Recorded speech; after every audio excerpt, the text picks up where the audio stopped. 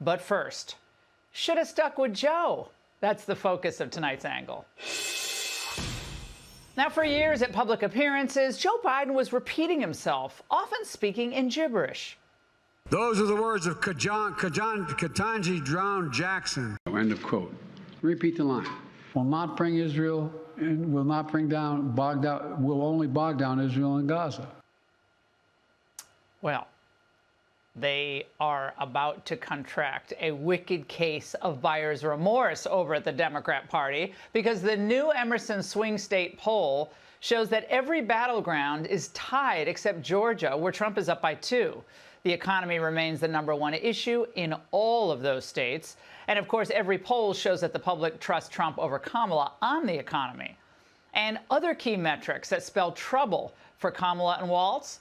Well, Gallup is showing that the GOP has an advantage in party registration. And Republicans are making real inroads in Pennsylvania, eroding the Democrats' voter registration edge there. Democrats have never had such a small advantage there as they do now. And Politico is reporting that internal polling shows the Harris campaign is worried. Read the piece, words like jittery and warning signs are used. So 40 days out from the election, this is what Kamala Harris, all the support they're getting from the press, and a huge money advantage gets the Democrats? A tie?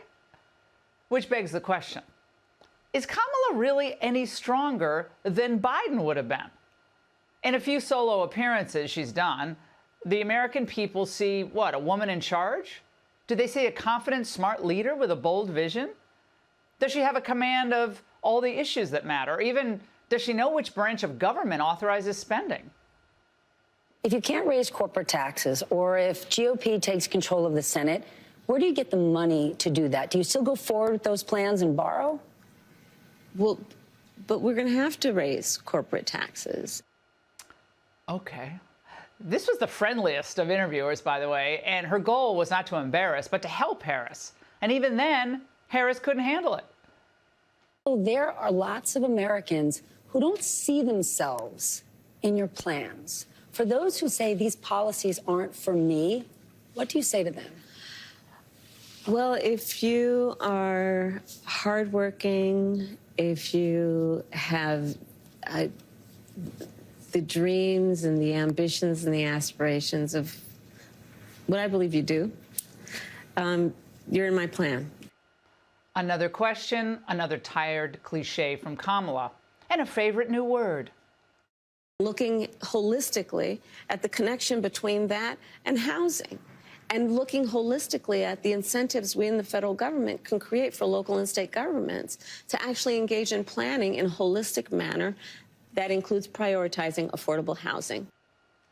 And just as Trump's team could turn Biden's own words into a compelling campaign commercial for him, well, last night, Kamala's own words wrote their own ad for Trump.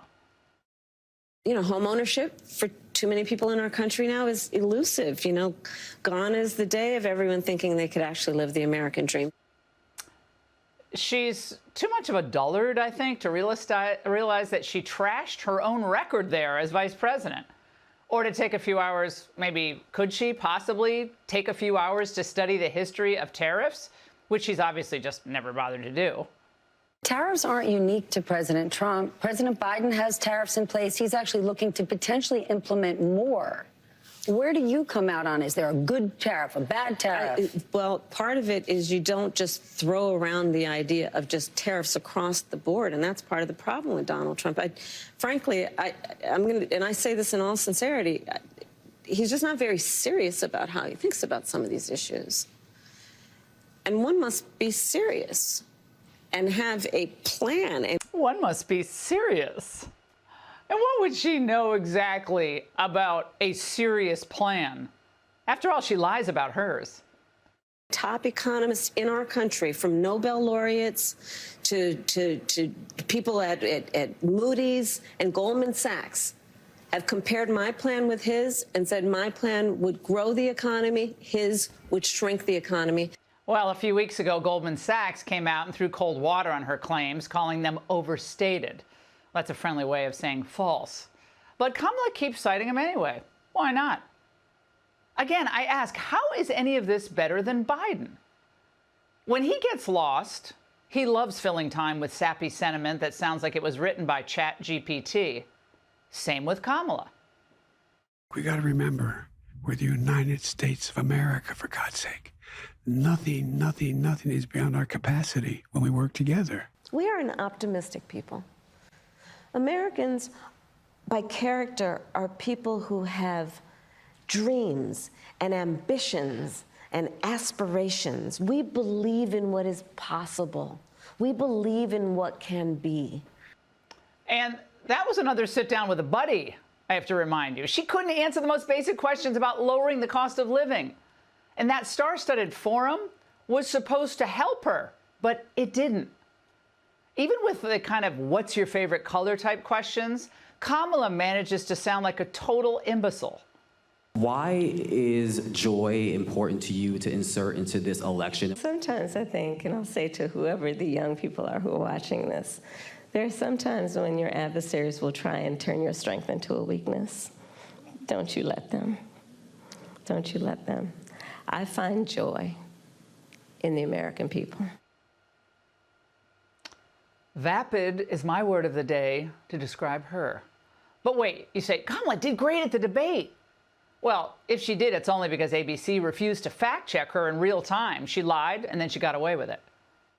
Donald Trump, the candidate, has said in this election there will be a bloodbath if this and the outcome of this election is not to his liking.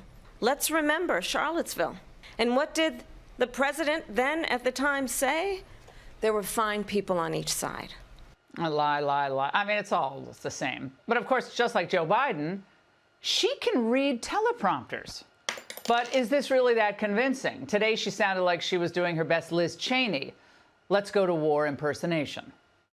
There are some in my country who would instead force Ukraine to give up large parts of its sovereign territory, who would demand that Ukraine accept neutrality. These proposals are the same of those of Putin. They are proposals for surrender, which is dangerous and unacceptable.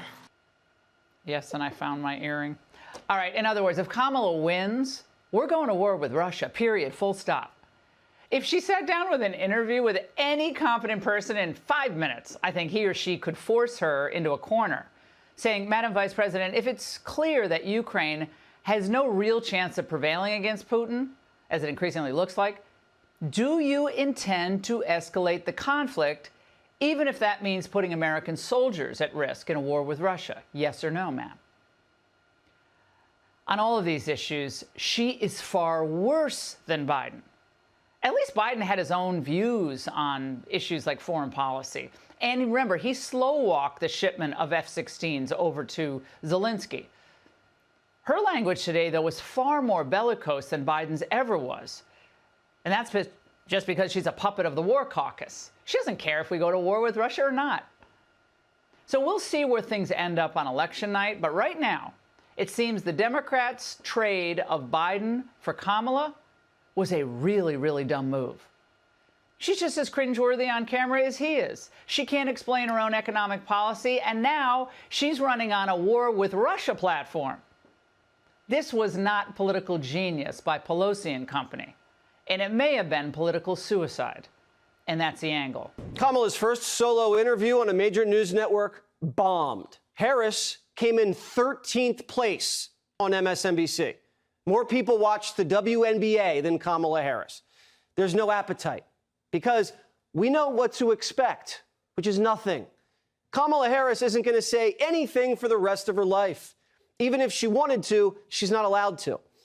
If you're looking for a vision, a plan, an explanation about her past, or even how she's going to accomplish what she wants to do, the only one who has the answer is Barack Obama. Maybe you'll run into him in Hawaii, the place where he was born. 2 days in a row, the New York Times agrees with Jesse Watters' Primetime. Quote, basic and predictable questions with roundabout responses that did not provide a substantive answer, elicited few details. A hard-hitting Harris interview is still yet to come. Even CNN says Kamala Harris's interviews are biased, boring, and predictable. What I can tell from this interview tonight, which was really a home game, I mean, going on with this particular interviewer was like effectively interviewing with her campaign's press secretary. She had nothing new to say on the economy beyond this ridiculous pablum. You want to talk about aspirations and dreams? They're crushed in this country because of inflation, and these kinds of interviews and the day that she had today are not going to solve it. She spent 5 days off the campaign trail preparing for this interview. And this is what she gave us. We have ambition. We have aspirations. We have dreams. A chance to pursue their dreams and aspirations. We can do more to invest in the aspirations, the ambitions, and the dreams of the American people. We're going to invest in the aspirations and the ambitions and the dreams of the American people. These are just buzzwords Obama's people tell her to say because she doesn't have a grasp of the issues and she can't be honest about her agenda because it's too radical to be electable. So the media has moved on to a new phase. Phase 1 was joy because she's not Joe Biden. Phase 2 was she's hiding from us, but that's okay. She'll eventually come around. Phase 3 was she had a great debate, but we still didn't learn anything. And we've arrived at phase 4. After a couple of interviews where she struggles to connect the dots, it's not her fault she doesn't answer questions. One could watch that and say, well, she didn't give a clear, direct answer. That's okay, because we are not talking about clear or direct issues. Kamala doesn't need to be clear because the issues aren't clear. What's unclear about the issues? They've lowered the bar so much that Kamala not talking about the issues isn't her fault, it's the issues' fault. She was asked about making housing more affordable. Pretty clear issue for people who can't afford a house. How clear was she here? Listen. Some of the work is going to be through what we do in terms of giving benefits and assistance to state and local governments around transit dollars and looking holistically at the connection between that and housing and looking holistically at the incentives we in the federal government can create for local and state governments to actually engage in planning in a holistic manner that includes prioritizing affordable housing. What's holistic about housing? A yoga studio? And everyone gets 25 grand to buy one? That's going to cost $3 trillion. She said everyone that wants to start a small business gets a $50,000 tax credit. All right. So I'm going to sell pickleball paddles on jessewaters.com and I can write off 50 grand? Johnny can sell fortune cookies on eBay and deduct 50 G's. Just like that. Kamala says inflation's a crisis, but it's Trump's fault. Then she says the border's broken, and it's also Trump's fault. What would a Harris administration do for those communities who've taken in many, many legal immigrants but are at capacity? Well, first of all, we do have a broken immigration system, and it needs to be fixed. And if we take a step back, months ago, some of the most conservative members of the United States Congress came together with others, proposed a border security bill. Donald Trump got word of the bill, realized it was going to fix a problem he wanted to run on, and told him to kill the bill. And my pledge is that when elected president, if the American people will have me, I will bring that bill back and I will sign it into law. And we need a comprehensive plan that includes what we need to do to fortify not only our border, but deal with the fact that we also need to create pathways for people to earn citizenship. Kamala Harris let 20 million migrants into the country and spent 3 years lying that the border was secure. Then blames Trump for not fixing it and says she's going to give everybody citizenship. How are you going to fix the border? And her answer is sign a bill that didn't fix the border and can't pass. Oh, and then mass amnesty? Everybody we let in gets to stay and vote, she says. Biden and Harris are already doing it. Look at this. With an election looming, the U.S. is approving citizenship applications at the fastest speed in years. Kamala's interview yesterday was so bad, Mark Cuban was sent out by the campaign to clean it up. I don't think you can have an open southern border. No, I agree. And she agrees, too. She said the exact same thing. She had a chance. Yeah, but Joe, you know there's a lot of COOs that when the CEO leaves for whatever reason, come in, take over, and have completely different policies and approaches, right? That's just the way it works. When you're second in command, you do what your boss tells you to do. He delegates authority to you. But the border was supposed to be her. Yeah, but it's still the same thing. It's his policies. Biden wanted to open the border. Kamala was just following orders. She's just so loyal. But now, she's an independent woman. And for the first time, she'll be going to the border tomorrow, right before the election. I'm sure it has nothing to do with the election. Trump says, not so fast. For nearly 4 years, we have been living through the worst border crisis in the history of the world. There's never been anything like it, which has brought untold suffering, misery, and death upon our land.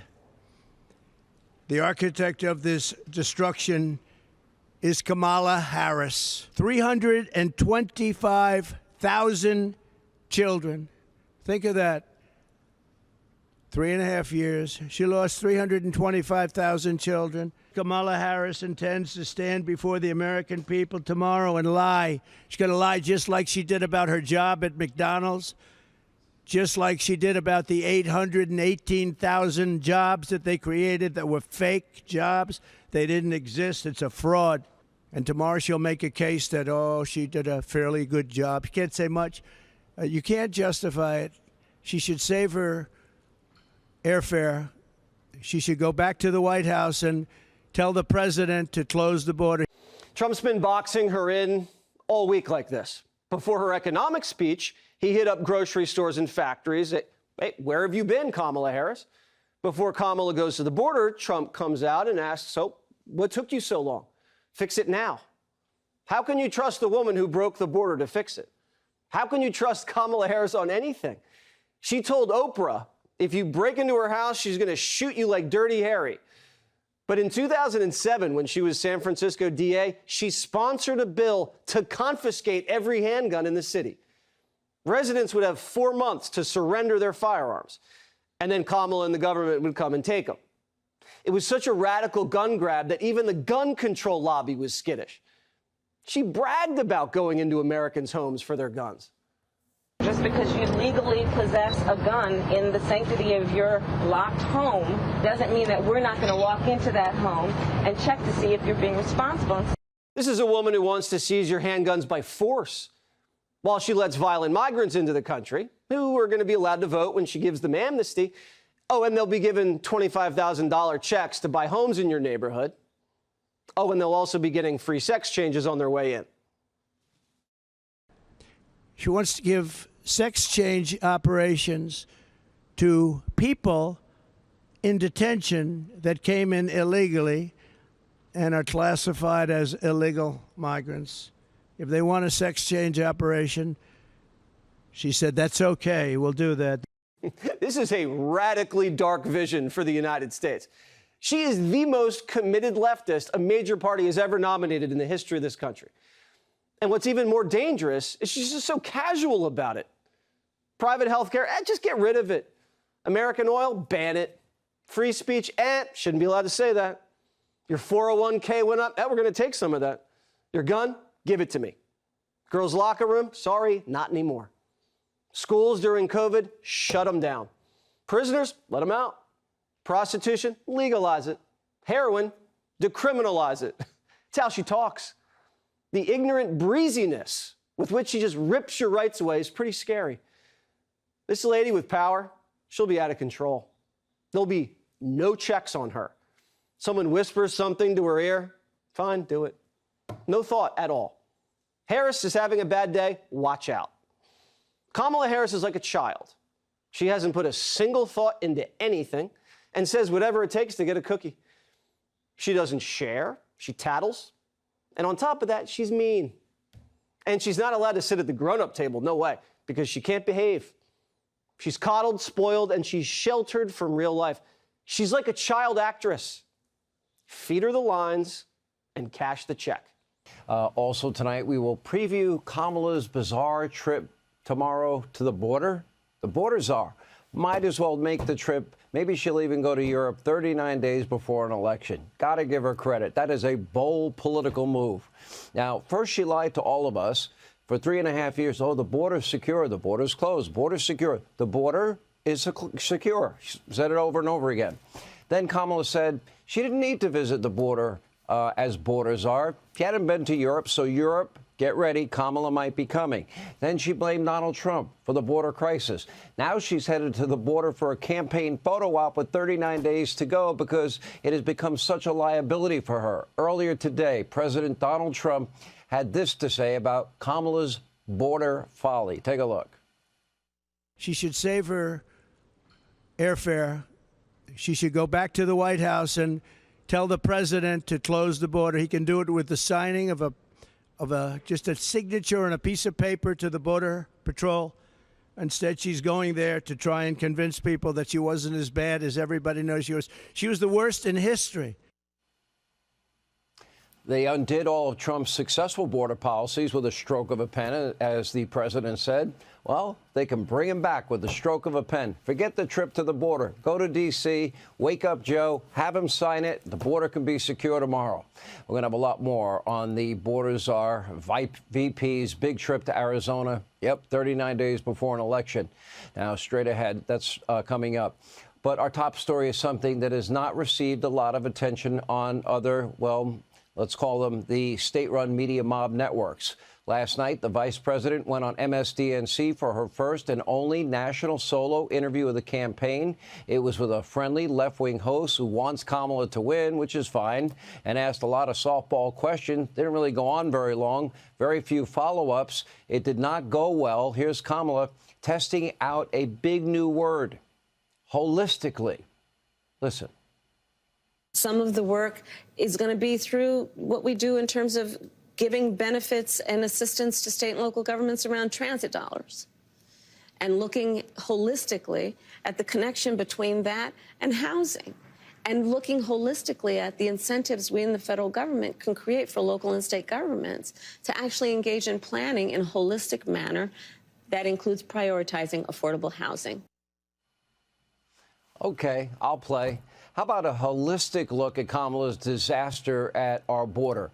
Millions of people let in, unvetted, into this country, causing, let's see, a spike in housing demands. We have 4-star hotels, New York City, around the country. They're filled. They're being destroyed, paid for by you, the American taxpayer. School districts, they're running out of money because of a massive spike in enrollment, predominantly in already high-need schools. And then, of course, you have the problem of, English as a second language. And that means American kids are getting a lot less attention because of the influx of Harris-Biden unvetted illegals and their kids. And the healthcare system, they're also overloaded by the increased demand. They're now under financial stress because patients, they don't have insurance. You're paying for that, too. An increased demand on welfare and charities. But that also means that American citizens and our veterans, they're not getting the assistance they need. There's not enough money to go around. And then there's a spike in drug trafficking, driving fentanyl prices down from $10 a pill to 25 cents a pill, which means more Americans are dying. Drug prices crashing. Why? Caused by a spike in the use and record number of overdose deaths. And hundreds of individuals connected to terrorist groups have crossed that border completely unvetted, and I'm sure they're plotting and planning and scheming. And it's not a matter of if, it's a matter of when another 9/11 or worse happens. And I pray to God I'm wrong, but I know I'm not wrong. Small towns, big cities, they have seen a spike in crime, and these South American and Venezuelan street gangs taking over areas, untold numbers of women and children, and some men smuggled across the border being kept as sex slaves. They're being forced into prostitution. You have dozens of families have lost loved ones due to illegals, murdering their loved ones. Dozens of women and children have been raped because of Harris and Biden and unvetted illegal immigrants coming into this country. And, of course, hundreds of other Americans victims of other violent crimes. Holistically, she has been a disaster. Instead of her 3.5-year late photo op trip to the border, how about she followed Donald Trump's advice, go back to D.C., give Joe a pen, wake him up, And all those Trump policies that were working that he undid and you bragged about undoing, too many to name, as you once said. Well, how about you put them back in place immediately, but don't hold your breath. Now, last night, Kamala flat out couldn't even answer a basic, simple, fundamental question from one of her sycophant supporters at MSDNC. Take a look. Expanding that child tax credit, or you mentioned housing before, giving that extra money for a first home. If you can't raise corporate taxes, or if GOP takes control of the Senate, where do you get the money to do that? Do you still go forward with those plans and borrow? Well, but we're going to have to raise corporate taxes, and we're going to have to make sure that the biggest corporations and billionaires pay their fair share. That's just it. It's about paying their fair share. I am not mad at anyone for achieving success, but everyone should pay their fair share. Kamala, corporations don't pay taxes. They charge more for their goods and their services. Maybe Economics 101 would be a good idea. Now, later on MSDNC, even her sycophantic interviewer, Stephanie Ruhle, had to criticize Harris for not answering any questions. The New York Times even, they weren't even impressed, writing, quote, Ms. Harris responded to the fairly basic, predictable questions with roundabout responses that did not provide a substantive answer.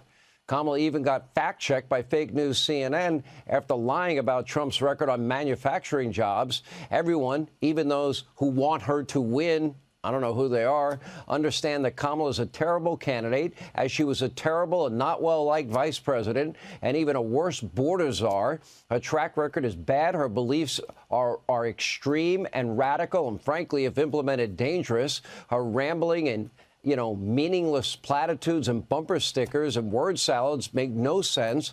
Kamala Harris is a danger to the entire system of governance and capitalism as we know it, a blend of incompetence and New Green Deal Marxist radicalism.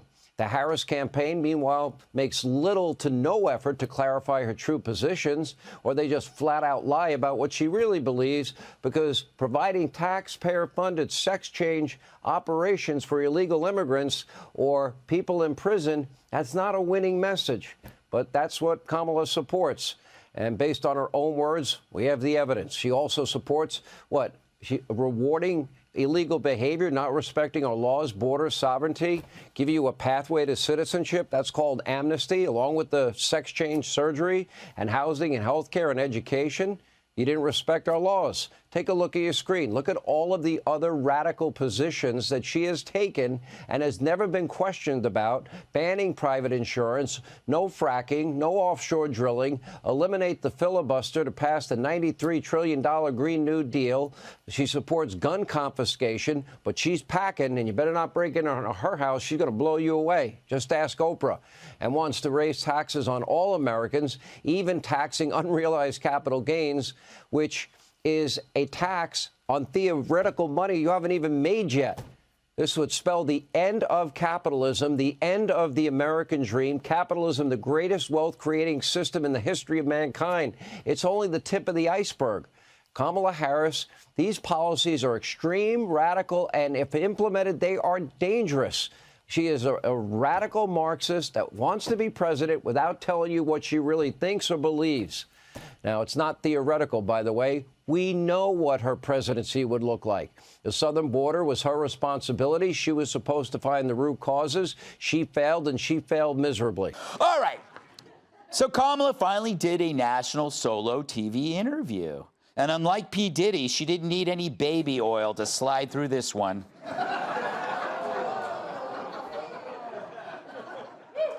Before the interview, MSNBC's Stephanie Ruhle revealed her unique qualifications for the job on Bill Maher's show. I just said I'm not going to vote for her. Kamala Harris is not running for perfect. She's running against Trump. We have two choices. And so there are some things you might not know her answer to. When you move to Nirvana, give me your real estate broker's number and I'll be your next door neighbor. We don't live there. Okay, then I would just say this. Did you ever play the game, Would You Rather? Would you rather? Yeah, I play Would You Rather every time I put on MSNBC. Would I rather watch that or start a juice cleanse before making love to Andrea Mitchell?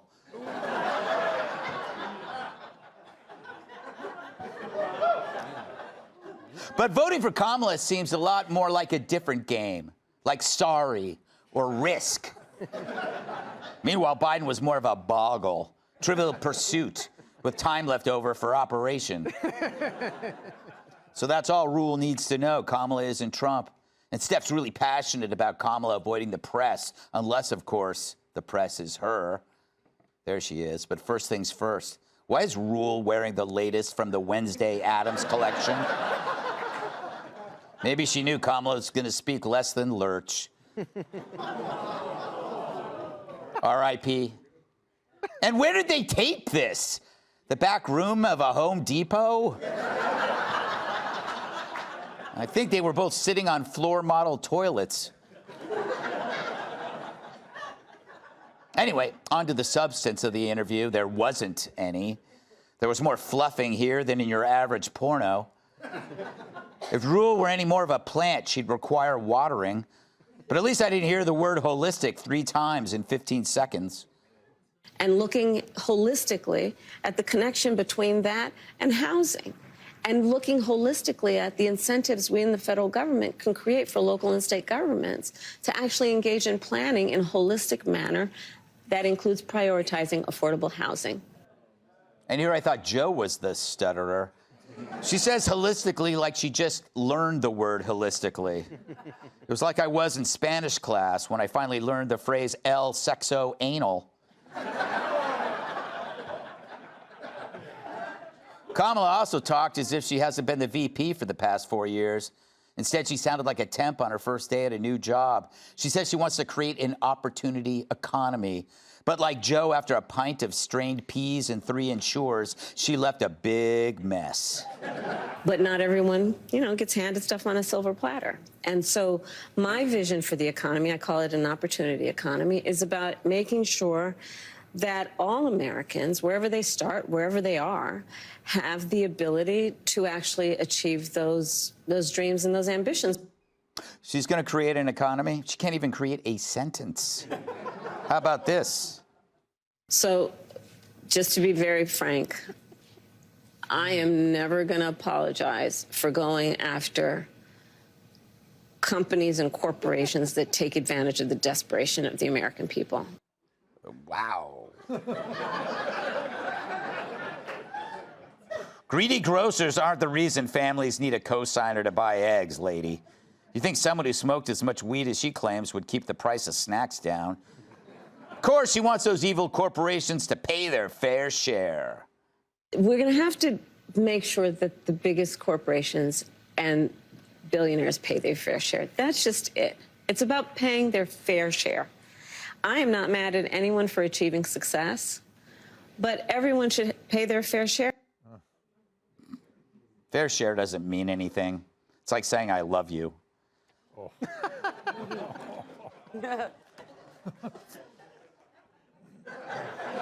For the phrase fair share is terminally subjective. And like a book from Brian Kilmeade, no smart person buys it.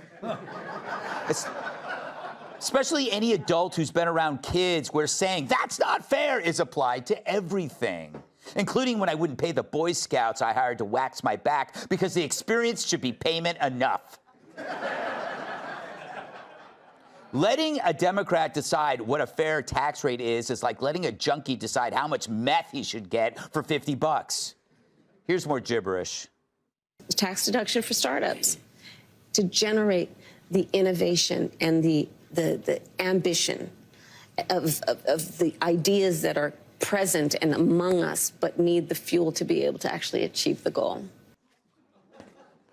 Is it just me, or do I feel like someone just roofied ChatGPT? So that's all we got. But how did Rule think it went? Does she think one could watch and say Kamala didn't give a clear and direct answer? But that's okay, because we're not talking about clear and direct issues. One could watch that and say, well, she didn't give a clear, direct answer. That's okay, because we are not talking about clear or direct issues. Okay, flying nun. Her and Kamala should have a stupid off. The issues aren't clear or direct. Inflation, crime, the border, what's unclear there? I'm going to use that excuse the next time a cop asks me how fast I was going. Just kidding, I have a driver. Doocy's not bad. But Steph got exactly what she said she wanted. No straight answers. And for the rest of us, not so much. At least now we know why Kamala has been avoiding the press. I've never seen someone so anxious and irritable while trying to express hope and joy. She probably woke up with a headache. I don't know if she's a wine drunk, but her policies are those of a wine drunk. Vague platitudes that could only fool other drunks, matching her drink for drink. Until the morning when the harsh sun of reality peeks through the blinds. No wonder consumer confidence fell in September after notching a 6-month high. Because perhaps the public not only sees Harris as the Democrat nominee, but also the one being pushed by the legacy media, the deep state, Hollywood, all the usual suspects. Once again, we're in an unfair fight just because we're winning. Hey, Sean Hannity here. Hey, click here to subscribe to Fox News YouTube page and catch our hottest interviews and most compelling analysis. You will not get it anywhere else.